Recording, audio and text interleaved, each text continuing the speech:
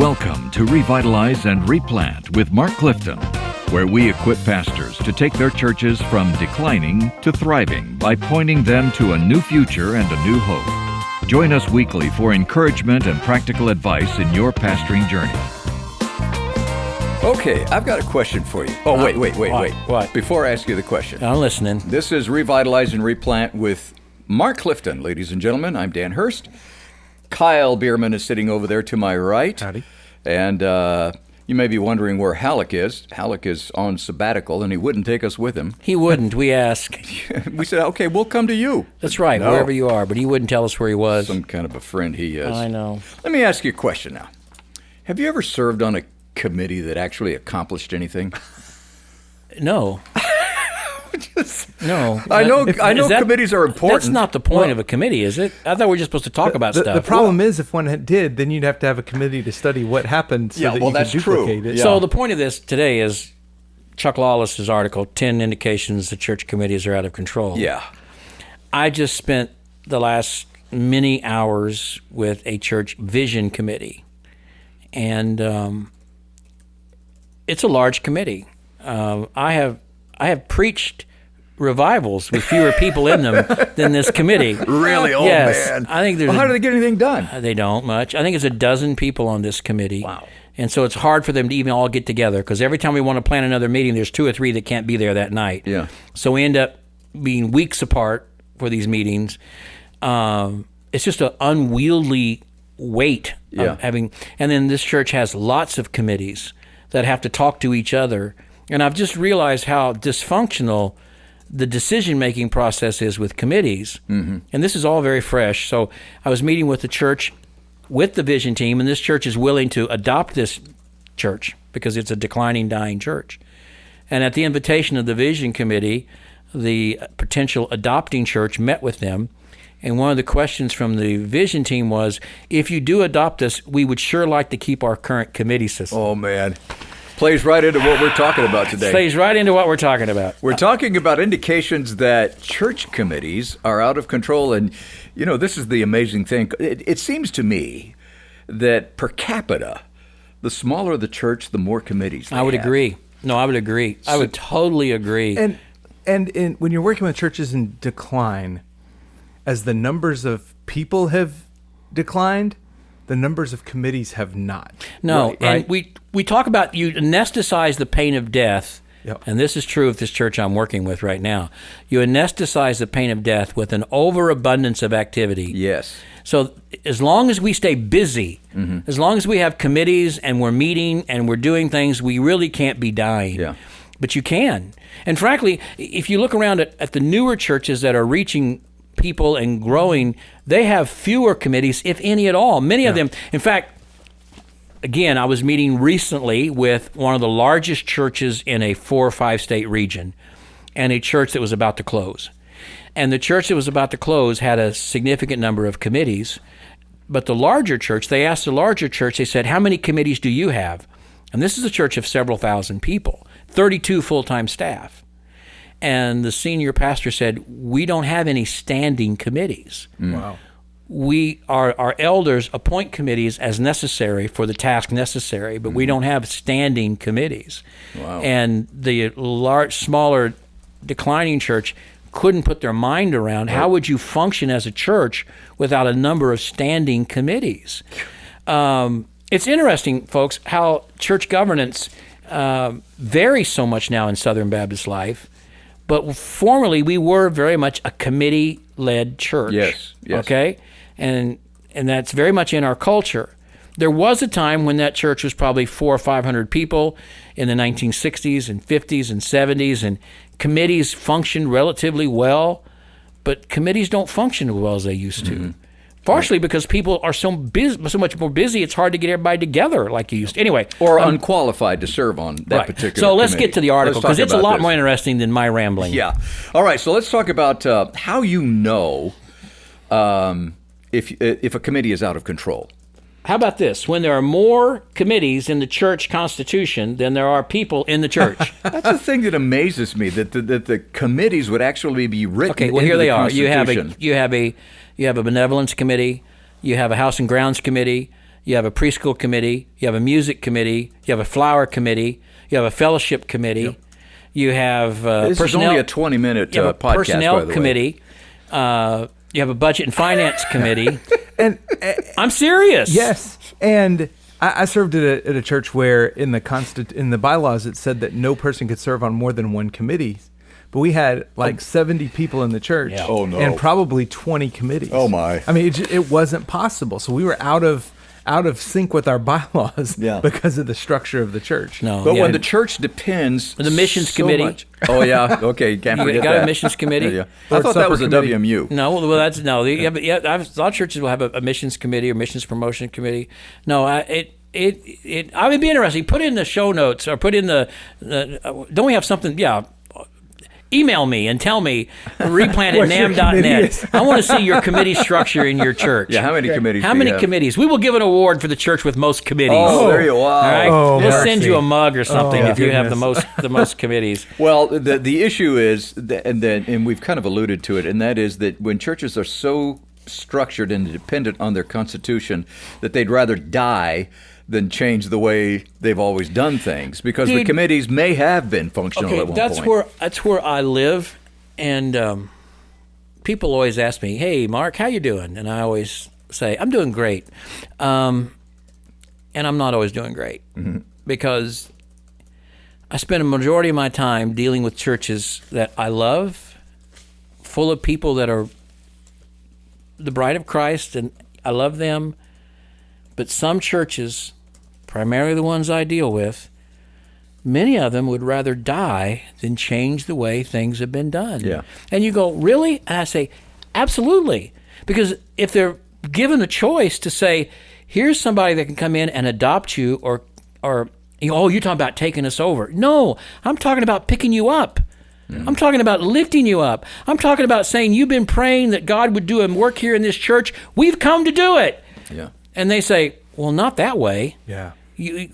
And see, part of the problem is those committees give me a place to belong. In other words, sometimes as older adults, even my age, which I am older now, and you are too, our kids, our grown-up adult kids, talk about us like we're not even in the room. Dad can't hear as well as he used to. Hey, Dad's sitting right here. What are you talking about? Heard that. I heard that. And you get older and people don't pay attention to you anymore. Maybe you've retired from your work. You maybe used to organize, maybe used to do project management, or you were a construction engineer or a school teacher, but now nobody pays any attention to you. But I'm on the finance committee at my church, and we're not going to get that copier lease renewed unless I look it over. Yeah. And so that sense that my voice matters because I'm on this committee is where a lot of that comes from. Yeah. And if your church is dying, it's dying because it won't change. And Right. and a committee is a pretty good example of, or too many committees in the church is a pretty good example of that. And what I said a moment ago, and I realize we're not going to get through this list probably, what I said a moment ago about the church that had no standing committees and the church that had lots of standing committees, the world is changing at such a rapid rate now, you need to be able to pivot quickly. And you can't always do that with standing committees. All right? Oh, exactly right. Here's another one. When the church has not examined or revised or strengthened its committee structure in years, decades, Yeah. whatever.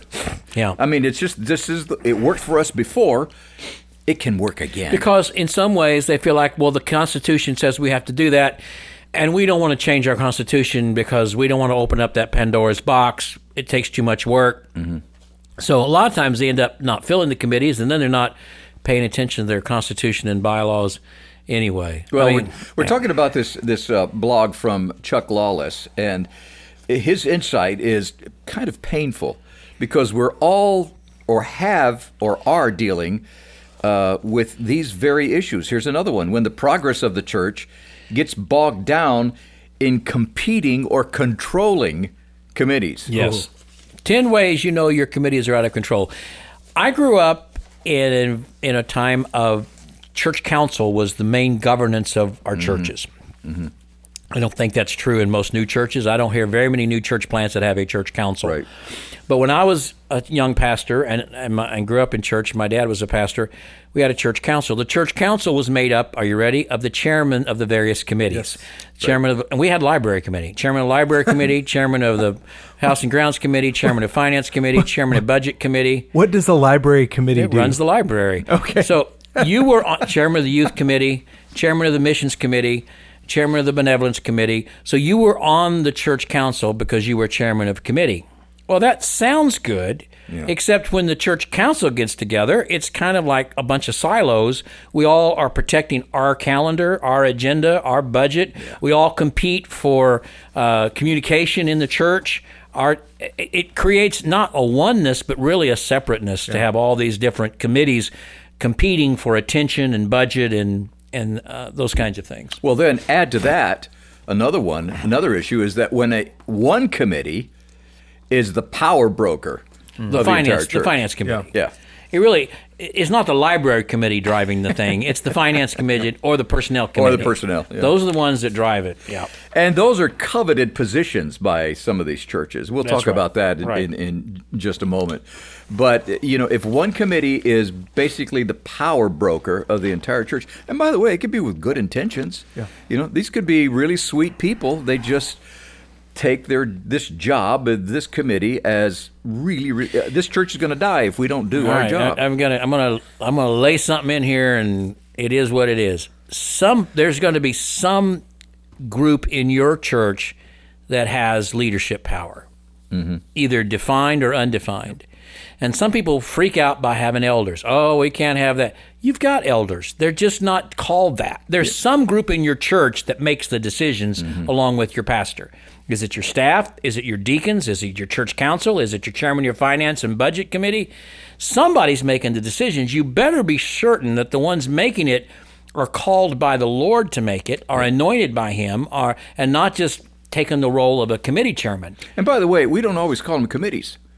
That's true. Sometimes they're teams. They're teams, but it's the same thing. Sometimes they're the leadership family. That's right. All right. So here's another one. When most committee members can't tell you what they do. Can't tell you what the committee is about. Yeah, I like this. Their Hopefully selection this is not the finance committee. Yeah, right. Yeah, their selection to fill a seat on a committee doesn't mean that the church leaders explained to that person what they were going to do, how they would do it, or what would be required to do it. Yeah. We just need people to serve. I was at a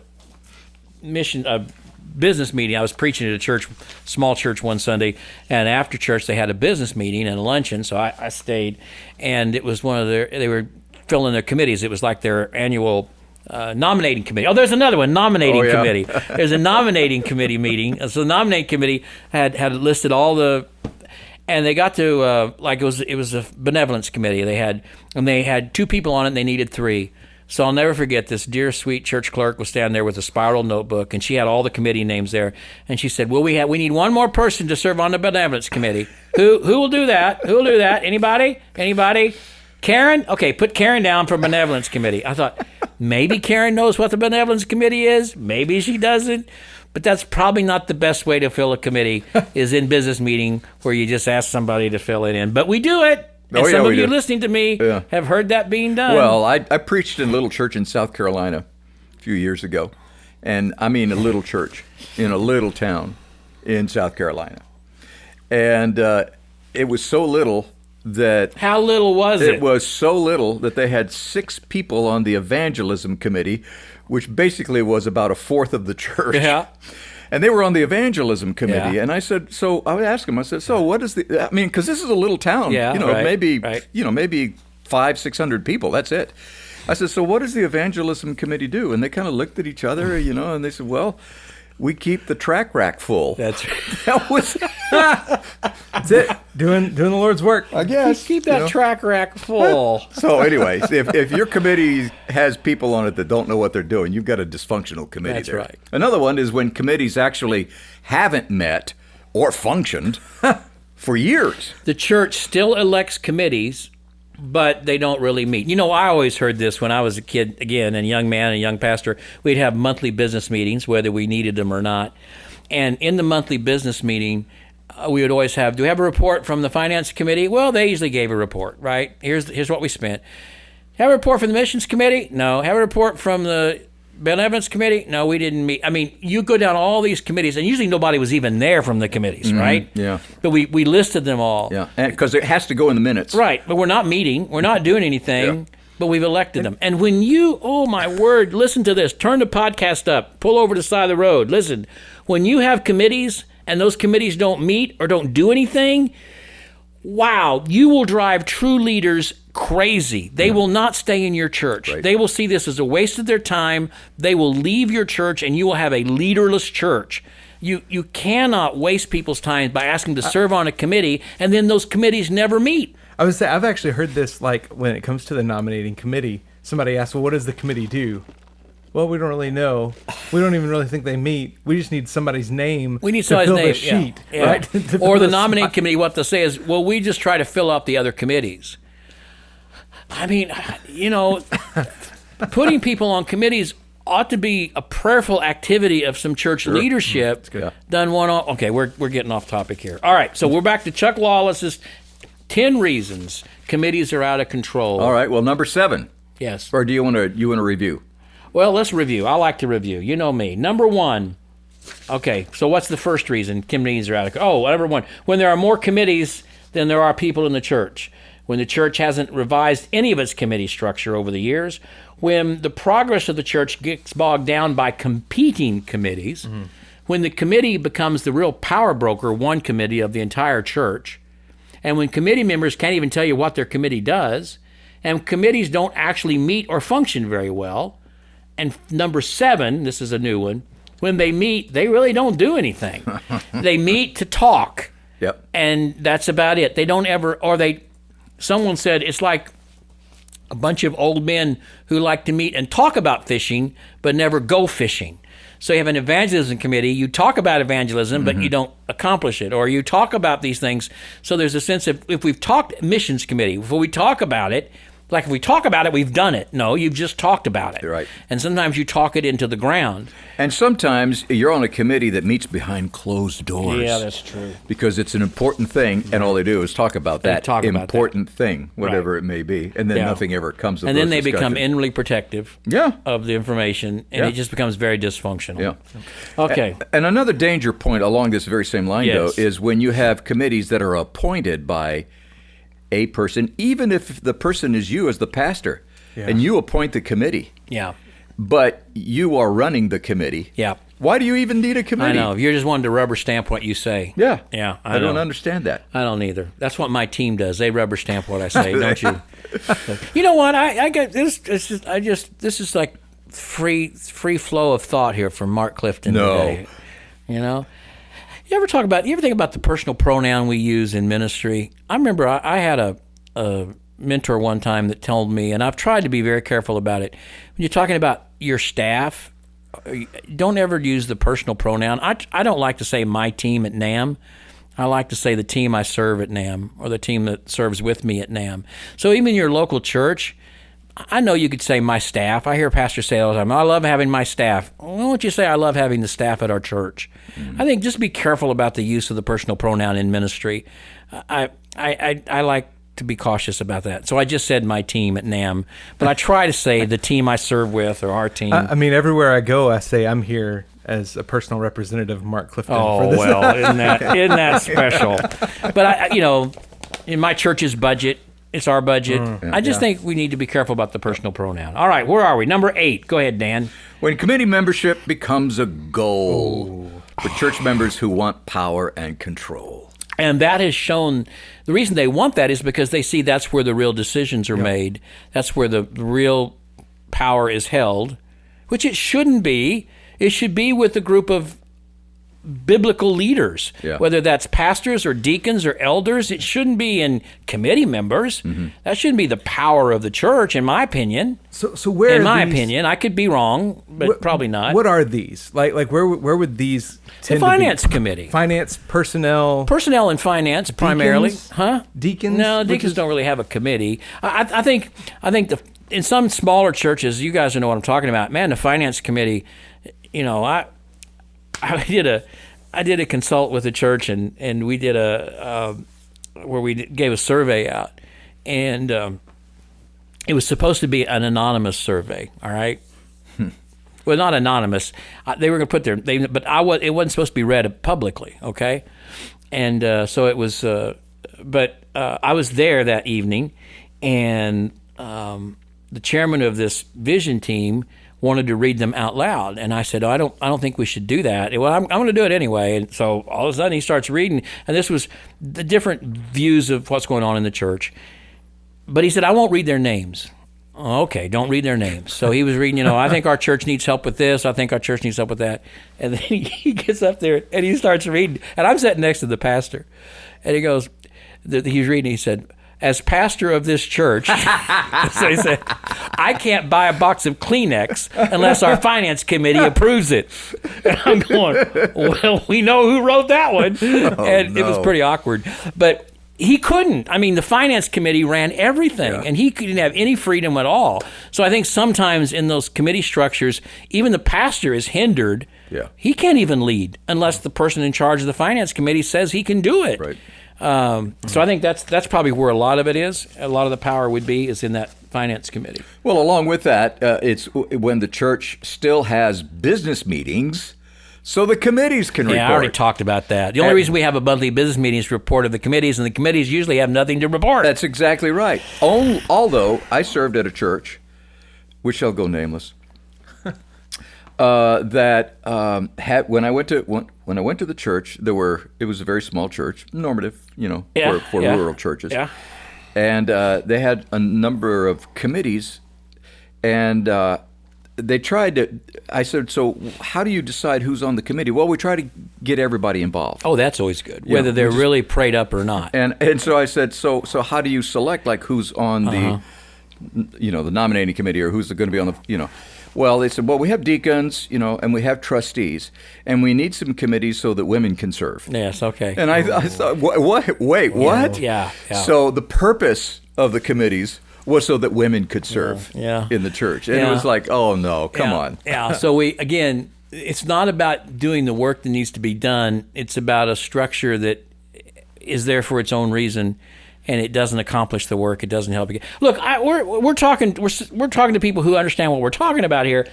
Church committees are not necessarily the most efficient way to accomplish work if you don't stay on top of them and make sure that they have clearly defined roles and they meet on a clearly defined reason. They meet for clearly defined reasons and accomplish clearly defined things. Otherwise, they just go off onto their own, and it just bogs down. And plus, they have to be accountable. They got to be accountable. They got to be accountable to a body anyway.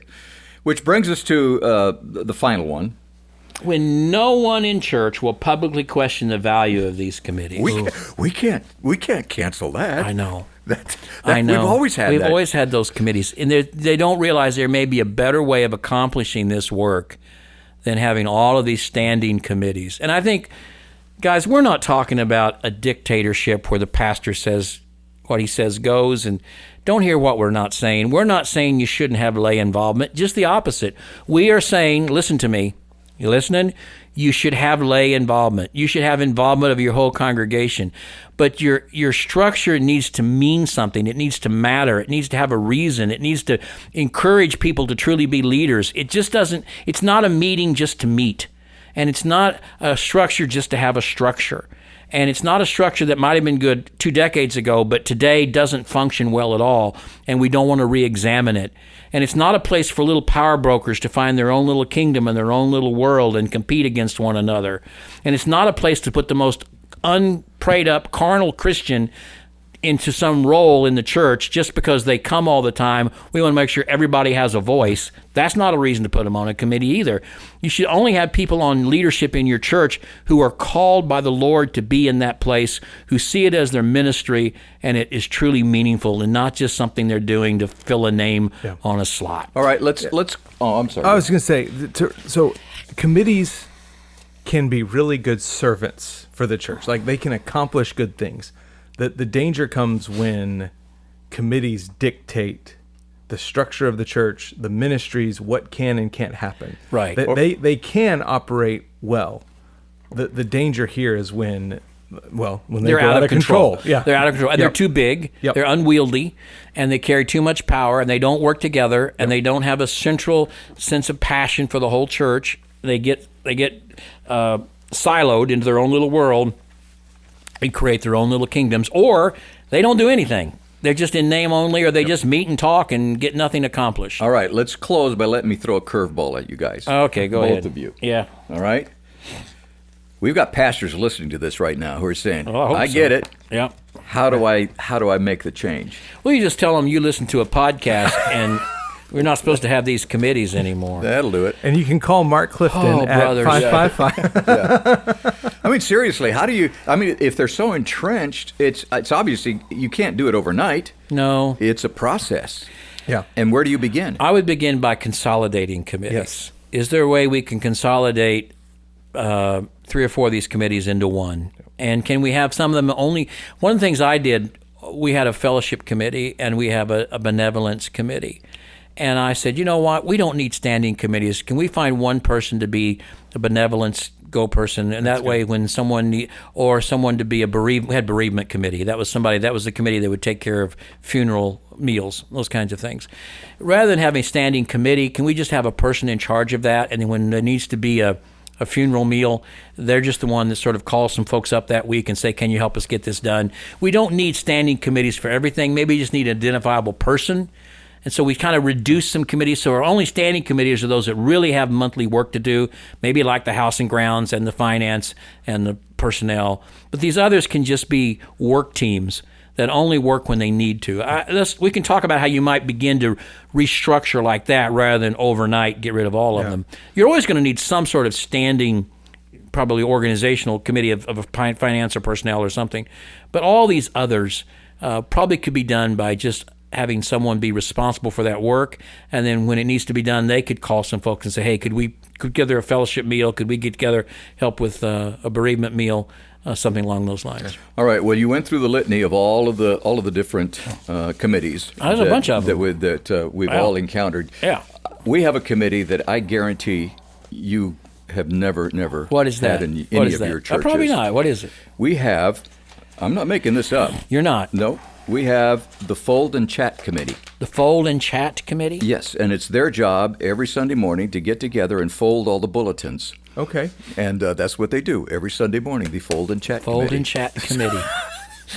And they're But hey, functional. they accomplish something At every least they Sunday. accomplish something. They're functional. They're totally functional. That makes sense. You've been listening to Revitalize and Replant with Mark Clifton, and sponsored by the North American Mission Board, for which we are so grateful. And we are especially grateful for you for listening and putting up with us and allowing us to do this at least a couple of times a week, sometimes 3.